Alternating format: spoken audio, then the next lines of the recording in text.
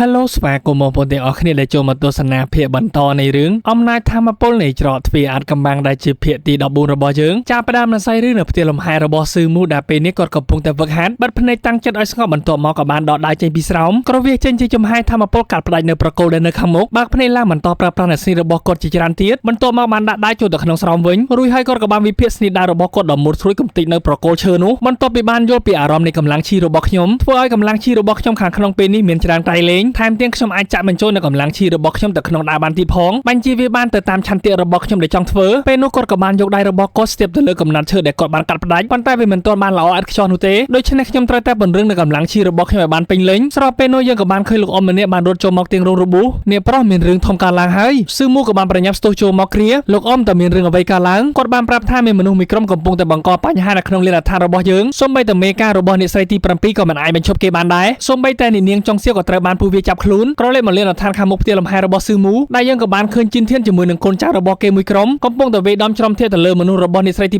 7ចំណែកអាពីរអ្នកផ្សេងទៀតកំពុងតែប៉ះពាល់ទៅលើកញ្ញាចុងសៀវពេលនោះនាងក៏ព្យាយាមប្រតែបន្តផងដែរដែលធ្វើឲ្យលោកមេការគាត់ក៏បានរើបំរាស់ឲ្យរត់ចូលទៅជួយប៉ុន្តែត្រូវបានជីនធានទប់មួយជើងចំកណ្ដាលពោះរបស់គាត់ខ្ទាបប៉មកខាងក្រោយវិញដល់ប្រមាណអ្នកនោះក៏បានថែមពី3ជើងទៀតខណៈពេលនោះស៊ឺមូក៏បានបន្លាស់ទីជួមកឈរលើលំបូសម្លឹងទៅឃើញទាំងអស់ដោយបរិះមានធំដែលបានកាន់ចប់កាប់នៅក្នុងដៃដែលពេលនោះគេកំពុងតែយាពេញមួយទំហឹងកាប់ទៅលើលោកមេការតាកាចាស់ល្ងងឯងស្វែងរកសេចក្តីស្លាប់ហើយពេលនោះស៊ឺមូក៏បានមកដល់យកជើងរបស់គាត់ទប់ទល់ជាមួយនឹងចប់កាប់រួចហើយធៀបមួយជើងខ្ទាតប៉ាងពីរមើលទៅអារម្មណ៍របស់គាត់ពេលនេះខឹងយ៉ាងខ្លាំងសម្លឹងមើលហើយបាននិយាយថាប្រញាប់ដោះលែងចុងសៀវភ្លាមដោយជឿនធានបានចេញមកហើយនិយាយឌឺដងស៊ឺមូឯមាននៅសរសៃវិញ្ញាណខូចហើយហ៊ានមកវាប្រហារកូនចៅរបស់យើងផងតែឯងមិនដឹងទេថាគ្រូសាស្ត្រជីនរបស់យើងលែងមានកន្លែងសម្រាប់ឯងទៀតហើយព្រោះតែឯងគឺជាមនុស្សគ្មានប្រយោជន៍ទីនោះឡើយគឺគ្មានបានការពេលនោះស៊ឺមូក៏បានស្ដីឲ្យវិញថាសូម្បីតែឯងបានប្រើប្រាស់នៅថ្នាំហាមឃាត់ក៏ដោយឯងនៅតែមិនអាចយកឈ្នះខ្ញុំដែលមាននៅខ្សែឈាមខូចបានឡើយដូច្នេះឯងមិនត្រឹមតែគ្មានប្រយោជន៍នោះទេគឺជាការសំណល់ទៀតផងបន្ទាប់ពីស្ដាប់ឮបែបនេះជីនធានរត់ទៅខាងឡើងអាមលឺល្ងងលើកនេះខ្ញុំនឹងសម្លាប់ឯងឲ្យបានសម្រុកចូលជាមួយនឹងអាវុធដាវរបស់គាត់នៅក្នុងដៃដែលពោពេញទៅដោយចំហាយធម្មពលរន្ទាហក់កាប់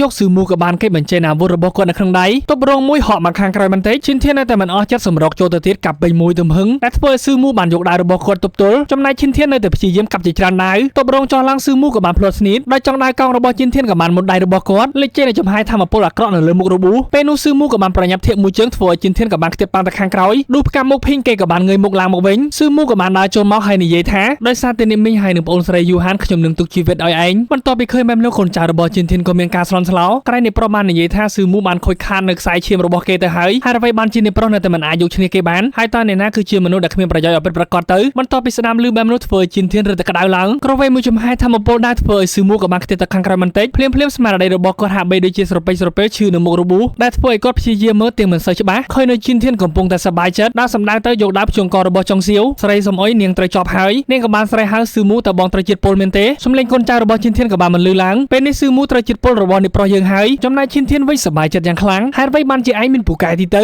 ៅឬមួយក៏ពេលនេះជាតិពុលកំពុងតែរាលដាលពីរាងកាយរបស់ឯងហើយប្រសិនបើឯងហ៊ានឈានចូលមកមួយជំហានទៀតខ្ញុំនឹងផ្ដាច់ជីវិតគ្រូស្នេហ៍របស់ឯងភ្លាមស៊ឺមូរងរបួសឈឺចាប់ប៉ុណ្ណឹងហើយនៅតែបារម្ភពីចុងសៀវប៉ុន្តែនាងបានស្រែកប្រាប់ថាបងស៊ឺមូក៏បារម្ភពីខ្ញុំអីរើបំរាស់ចោលឡើងធ្វើឲ្យដាវក៏បានមុតបំពង់ករបស់នាងបន្តិចតែផ្លែដាវមួយនោះក៏មានជាតិពុលផងដែរជីនធានបាននិយាយថាបើឯងនៅតែមិនស្ដាប់បង្គាប់ខ្ញុំនឹងសម្លាប់ពួកគេទាំងអស់គ្នាចោលហើយកូនចៅរបស់គេក៏បានចាប់គ្នារបស់ស៊ឺមូយកដាវភ្ជួងពេលនោះស៊ឺមូបានឈានមួយជំហានទៅខាងមុខរួចហើយក៏បានលូតជង្គង់ចុះចាប់កាន់ដណ្ដៅរបស់គាត់ហើយនិយាយថាឯងនឹងមិនរួចខ្លួននោះទេបន្ទាប់ពីឃើញសភាពរបស់ស៊ឺមូបែបនោះធ្វើឲ្យជីនធានរត់តែសប្បាយចិត្តឡើងក្រវែងចុងសៀវទៅខាងក្រោយហើយដើរចូលមកខាងមុខចាប់ក្របួយកអាវស៊ឺមូទាញមកយាកាប់ពេញមួយទំហឹងផ្លែដៃរបស់គេហ៊ាននឹងដកកញ្ចឹងករបស់ស៊ឺមូទៅហើយគេក៏បានបញ្ឈប់ខ្ញុំមិនឲ្យឯងស្លាប់ដោយងាយបែបនេះទេតបមួយដៃកណ្ដាលមុខដ៏សង្ហារបស់ស៊ឺមូពេលនោះគាត់ក៏បានប្រាប់ថាជីនធានដោះលែងពួកគេទៅហើយរឿងនៅក្នុងថ្ងៃនេះខ្ញុំមិនដេញដោលទីនោះទេបន្ទាប់ពីស្ដាប់ឮបែបនោះជីនធានបានអស់សំណើចមិនដេញដោលតែឯងគិតថាឯងមានលក្ខណៈសម្បត្តិគ្រប់គ្រាន់មែនទេខ្ញុំគឺជាចៅប្រុសច្បងនៃគ្រូសាជីនមានអនាគតដ៏អស្ចារ្យប៉ុន្តែចាប់តាំងពីពេលដែលឯងបានមកដល់ខ្ញុំតែងតែតស៊ូគ្រប់ជំហានយ៉ាងពិបាកឥឡូវនេះឋានស៊ូមានភ្នែកហើយជាមួយនឹងខ្សែឈាមខូចខាតរបស់ឯងបានคล้ายទៅជារឿងកំ ប្លែករបស់គ្រូសាជីនស៊ឺមូបន្ទាប់ពីឃើញជីនធានសាយដូចជាមនុស្សឈួតគាត់ក៏បានទូថាតើឯងចង់បានអ្វីឲ្យពិតប្រាកដទៅឯងសួរខ្ញុំថាចង់បានអ្វីមែនទេគឺខ្ញុំចង់ឲ្យឯងលុតជង្គង់ចុះឲ្យបង្វិលខ្លួនបន្ទាប់មកអោនក្បាលចុះឲ្យធ្វើការគោរពខ្ញុំ100ដងដល់ពេលនោះបើខ្ញុំពេញចិត្តហើយខ្ញុំនឹងទុកជីវិតឲ្យពួកគេដោយលោកមេការគាត់មិនយល់ស្របនោះទេអ្នកប្រុសអ្នកបម្រើចាស់ម្នាក់នេះត្រូវបានបញ្ជាដោយលោកស្រីទី7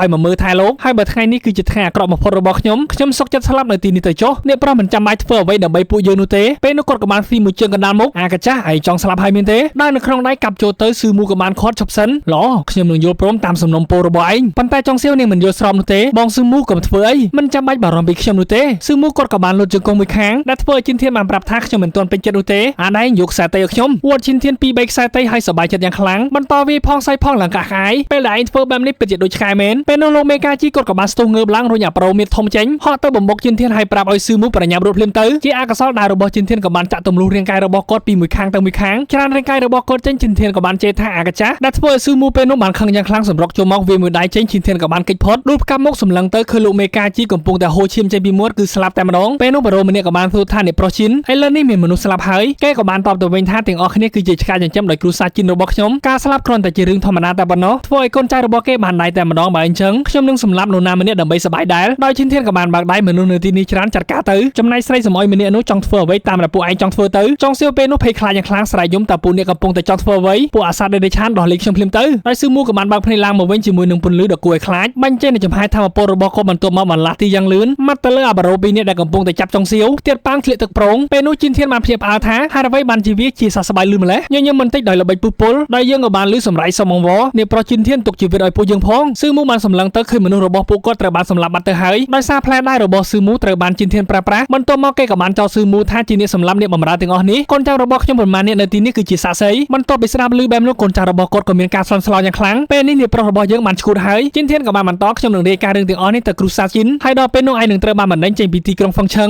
ស៊ឺមូមិនតបស្ដីអ្វីនោះទេបានដើរចូលមកស្រូបទីនៅអាវុធដៃរបស់គាត់ចូលមកក្នុងដៃហើយប្រាប់ថាពួកឯងនឹងមិនអាចត្រឡប់ទៅវិញបាននោះទេកាប់ចេញជាចំហាយធម្មពលដៃចូលទៅបន្ទាប់ពីឃើញបែបនោះជីនធានក៏បានកាប់ទប់រងមួយពីរប៉ុន្តែស៊ឺមូក៏បានហក់ចូលទៅកាប់មួយដៃធ្វើឲ្យជីនធានក៏បានខ្ទាត់ប៉ើងដោយកូនចៅរបស់គេក៏បានប្រញាប់រត់ចូលទៅគ្រាអ្នកប្រុសតាមមានការអ្វីទេមើលទៅខាងក្រៅដូចជាមិនអីប៉ុន្តែខាងក្នុងហាក់បីដូចជាក្រុមទ្រូងក្អកឈាមដោយសារតែជីនធានបានវឹកហាត់នៅបច្ចេកទេសបុរាណដ៏ទេវភាពដែលគឺជាអាវក្រោះសូមៀរបស់លោកម្ចាស់ទី5អូទេប្រហែលជាគាត់បានលួចមកហើយទោះបីជាគាត់មានអាវក្រោះសូមៀក៏ដោយស្ទើរតែមិនអាចយកឈ្នះស៊ឺមូបានដោយសារតែពេលនេះពួកគាត់ទាំងពីរនេះកំពុងតែប្រយុទ្ធគ្នាយ៉ាងក្តៅគគុកពេលនេះជីនធានរត់ទៅខាងឡើងខ្ញុំនឹងសម្លាប់ឯងមិនឆានចំហាយធម្មពលរន្ទះនៅលើអាវុធដៃទាំងពីររបស់គាត់ក្រវែងចេញមកពេលនោះស៊ឺមូក៏បានកាប់បំបាយចេញបន្តសម្រុកចូលមកយ៉ាងលឿនជាមួយនឹងស្រីដៅទាំង6ខ្វាយទៅលើរាងកាយរបស់ជីនធានដែលធ្វើឲ្យគាត់ក៏បានខ្ទាត់ប៉ាងឡើងហុយជោគប៉ុន្តែរាងកាយរបស់គេមិនបានរងរបួសស្នាមអ្វីនោះទេដោយសារតែគេបានពាក់នៅអាវការពារសូត្រមាសងើបឡើងសប្បាយចិត្តយ៉ាងខ្លាំងហាក់បីដូចជាអស់$10មានឯងស៊ឺមូឯងមិនអាចសម្លាប់ខ្ញុំបាននោះទេប៉ុន្តែខ្ញុំអាចសម្លាប់ឯងបានបញ្ចេញនៅចំហាយធម្មពលយន្តមួយសម្លឹកដែលធ្វើឲ្យគ្នារបស់គេក៏បានភ្ញាក់ផ្អើលថានេះគឺជាការបង្កើតយន្តហាមឃាត់ពួកយើងប្រញាប់រត់ឲ្យលឿនភ្លាមទៅដោយសារតែនេះប្រុសជីនធានបានឈួតហើយដោយសារតែគាត់បានលួចយករបស់ហាមឃាត់ពីលោកម្ចាស់ទី5ជាច្រើនប្រសិនបើពួកយើងមិនរត់នោះទេច្បាស់ជាដូចស៊ឺមូជាមិនខានចំណែកជីនធានវិញពេលនេះបានបោះយន្តហាមឃាត់ទៅខាងលើដែលវាបានលេចចេញនៅទម្រង់នៃការបង្កើតជាមួយនឹងចំហាយធម្មពលដ៏ខ្លាំងក្លាបានទម្លាក់ចុះមកជីនធានបន្ទាប់ពីឃើញស៊ឺមូកំពុងតែព្យាយាមរត់គេក៏បានបញ្ឆេះចំហាយធម្មពលវាប្រហារចូលទៅដែលធ្វើឲ្យបរិវេណនៅទីនោះបានផ្ទុះឡើងយ៉ាងខ្លាំងក្លាពេលនោះជីនធានគេក៏បានសប្បាយចិត្តហើយបន្តដើរទៅខាងមុខដែលពោពេញទៅដោយផ្សៃឡើងអ៊ូអាប់ញញឹមបិទមាត់មិនចិត្តនោះទេដោយសារតែគ្មានឃើញស្រមោលរបស់ស៊ឺមូធ្វើឲ្យចុងសៀវនាងក៏មានការព្រួយបារម្ភផងដែរស្រែកហៅឈ្មោះរបស់ស៊ឺមូយ៉ាងខ្លាំងចំណែកជីនធានរត់តែសប្បាយចិត្តឡើងនៅទីបំផុតអាកូនកំព្រាវាត្រូវបានស្លាប់ហើយខ្ញុំគឺជាមនុស្សដែលខ្លាំងជាងគេស្របពេលនោះយើងក៏បានឃើញវត្តមានរបស់ស៊ឺមូជាមួយនឹងអំណាចធម្មពលដ៏ខ្លាំងក្លារបស់គាត់ជាមួយនឹងដៃនៅក្នុងដៃជាកាប់ពេញមួយទំហឹងកាប់ហើយកាប់ទៀតជាច្រើនស្នៀតដែលធ្វើឲ្យជីនធានពេលនេះទប់ទល់មិនទាន់នោះទេបែរសម្លឹងរោមមកស្រ័យស៊ូថាតើឯណែណាស៊ឺមូបានបង្ហាញខ្លួននៅពីខាងក្រោយប្រាប់ថាខ្ញុំនៅទីនេះកាប់មួយដៃលន់សូតែឆ្វីបែកឈាមខ្ចាយដែលយើងក៏បានឃើញភ្នែករបស់ជីនធានឡើងស្លើវាពិតជាចម្លែកណាស់ហើយអ្វីបានជាខ្ញុំមានអារម្មណ៍ថាក្បាលរបស់ខ្ញុំដូចជាត្រូវបានហោះលន់លឺសូតែខ្សុកដោយសារតែក្បាលរបស់គេត្រូវបានដាច់ចេញពីក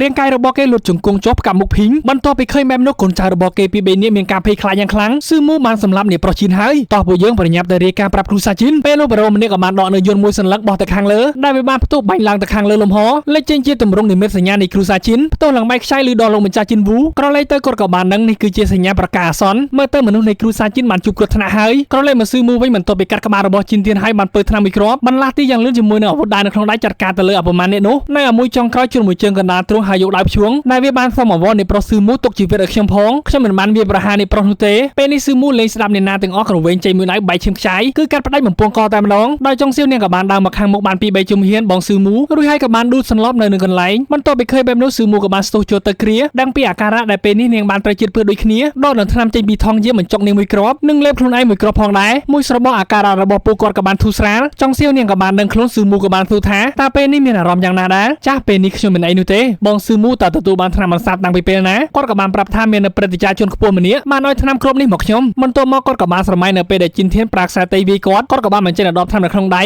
ក្តោបមាត់បន្តិចឆ្លៀតឱកាសដាក់ថ្នាំចូលក្នុងមាត់បន្ទាប់មកទ្រាំចំណាយពេលមួយសន្ទុះធំដើម្បីឲ្យថ្នាំបន្សាបសម្អាតនៅជាតិពុលនៅក្នុងឈាមនិងផ្ដល់អត្ថប្រយោជន៍ដល់គ្រឹះនៃរាងកាយប៉ុន្តែខ្ញុំមិននឹកស្មានថាវាអាចសម្អាតនៅជាតិពុលបានលឿនហើយខណៈពេលនេះផងដែរពួកយើងមិនអាចស្នាក់នៅក្នុងទីក្រុងហ្វឹងឆឹងបានទីនោះទេត្រូវតែប្រ ប្រញាប់ចាក់ចែងឲ្យបានលឿនបំផុតហើយពេលនេះយើងក៏បានឃើញស៊ឺមូបនរទេសដើម្បីដឹកនៅចុងសៀវក្នុងការធ្វើដំណើរចាក់ចែងពីក្រុងហ្វឹងឆឹងនាងក៏បានសួរថាបងស៊ឺមូជីនធានគឺជាចៅប្រុសបង្កើតរបស់គ្រូសាជីនហើយខ្ញុំនៅតែមានការព្រួយបារម្ភពីនាងមីងហើយនឹងយូហានស៊ឺមូគាត់ក៏បានតបថានាងមីងបានធ្វើការនៅក្នុងគ្រូសាជីនអស់រយៈពេលជាច្រើនឆ្នាំមកហើយដូច្នេះបញ្ហាទាំងអស់ត្រូវតែធ្លាក់លើខ្ញុំពួកគេមិនហ៊ានធ្វើបាបនាងមីងហើយនឹងយូហាននោះទេទោះយ៉ាងណាក៏ដោយត្រូវតែពិចារណាលើស្ថានភាពបច្ចុប្បន្នសិនពួកយើងត្រូវតែប្រញាប់ចាក់ចែងឲ្យបានឆាប់បំផុតតាមដែលអាចធ្វើទៅបានហើយចាំរៀបចំផែនការនៅពេលក្រោយខណៈពេលនោះយើងក៏បានឃើញមនុស្សពីរនាក់ជិះនៅសេះពីក្បាលចូលមកកាក់មុខស្រែកហៅថាប្អូនស៊ឺមូដែលគាត់គឺជាហ្វាងសៀននៃក្រុមសចរខ្មៅពេលនោះស៊ឺមូប្រញាប់ទីនៅសេះឲ្យឈប់បងហ្វាងសៀនតើបងមកទីនេះបានដោយរបៀបណាគាត់ក៏បានប្រាប់ថាខ្ញុំបានឮពីបញ្ហានៃខ្សែឈាមរបស់ប្អូនដូច្នេះហើយបងបានស្វែងរកអាវុធមួយដើម្បីលួងចិត្តប្អូនរួចហើយក៏បានធ្វើដំណើរមកទីនេះប៉ុន្តែមិននឹកស្មានថាបានជួបប្អូននៅពាក់កណ្ដាលផ្លូវសោះហើយកុំព្រួយបារម្ភទៀតអីមិនថាមានរឿងអ្វីកើតឡើងនោះទេប្អូនអាចប្រើប្រាស់អាវុធមួយនេះយ៉ាងពេញលេញជាមួយនឹងធ្នូដៃពណ៌ស្វាយមួយនេះវាគឺជាអាវុធរបស់យោធានៃព្រំដែនយីតៃ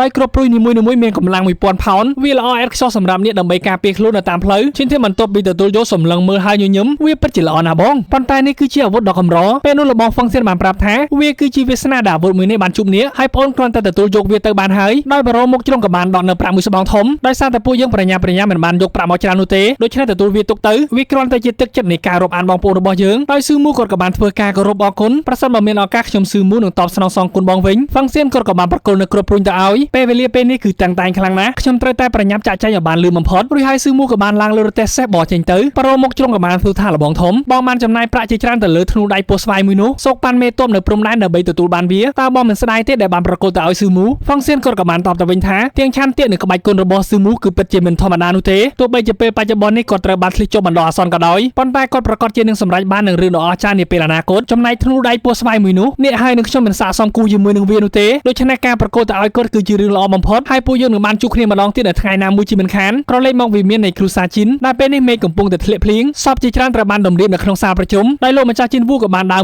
មួយចូលទៅសម្លឹងទៅសពដែលបានក្រុមនៅក្រណាត់សនៅកណ្ដាលលូតជង្គង់ចោះយកដៃបំរុងនឹងបកក្រណាត់សចេញគាត់ក៏បានសម្រេចចិត្តមិនបានប៉ុន្តែត្រូវបានខ្យល់បក់ចេញដែលធ្វើឲ្យគាត់ពេលនេះស្រឡាំងកាំងយ៉ាងខ្លាំងនៅពេលដែលបានឃើញក្បាលរបស់ជីនធានស្រែកថាធានចាប់យកមកអោបនៅនឹងទ្រូងយំយ៉ាងខ្លាំងដោយលោកម្ចាស់ចិនចេញក៏បាននិយាយថាប្អូនប្រុសបងសូមចូលរួមរំលែកទុកផងដោយលោកម្ចាស់ចិនវូនៅតែខឹងយ៉ាងខ្លាំងស៊ឺមូវាបានសម្លាប់កូនរបស់ខ្ញុំដូច្នេះខ្ញុំត្រូវតែកាត់ចិញ្ចាំវាជាបំណែករាប់ពាន់ដើម្បីបញ្ចេញកំហឹងនៅក្នុងចិត្តរបស់ខ្ញុំលោកម្ចាស់ចិនចេញបានប្រាប់ថាពេលនេះខ្ញុំបានបញ្ជូនមនុស្សដេញតាមស៊ឺមូរួចរាល់ហើយលោកម្ចាស់ចិនវូស្រែកបំផ្ទុះនៅកម្លាំងធម៌ពលរបស់គាត់ឡើងសាយភីពេញនឹងខ្ញុំត្រូវតែសម្លាប់ស៊ឺមូដើម្បីសងសឹកឲ្យកូនប្រុសរបស់ខ្ញុំបើមាននរណាម្នាក់មករៀបខ្ញុំក៏មិនទោសថាខ្ញុំចិត្តអាក្រក់អសោះដោយពេលនោះសម្លេងរបស់បុព្វបុរសនៃគ្រូសាជីនក៏បានមកលើឡើងស្ដាប់បញ្ជារបស់ខ្ញុំជីនធានដែលត្រូវជាចៅប្រុសផ្ទាល់របស់គ្រូសាជីនរួមជាមួយនឹងសិស្សជាច្រើនទៀតបានស្លាប់យ៉ាងវេទនានៅលានដ្ឋានរបស់ស៊ឺមូដោយបទអាក្រក់របស់ស៊ឺមូគឺមិនអាចលើកលែងទោសឲ្យបាននោះទេបញ្ជាឲ្យជីនវូដឹកនាំមនុស្សរបស់គ្រូសាជីនដើម្បីដេញតាមចាប់ស៊ឺមូឲ្យបានហើយនៅពេលដែលចាប់បានហើយត្រូវតែកាត់ទោសគេនៅនឹងកន្លែងដោយលោកម្ចាស់ជីនវូបានកាន់នៅក្បាលកូនរបស់គាត់ដើរចេញមកសូមអរគុណដល់លោកបុព្វបុរសចំណែកលោកម្ចាស់ចិនចេញក៏បានប្រាប់កូនចៅរបស់គាត់ឲ្យចាត់មនុស្សទៅយាមទីធ្លារបស់អ្នកស្រីទី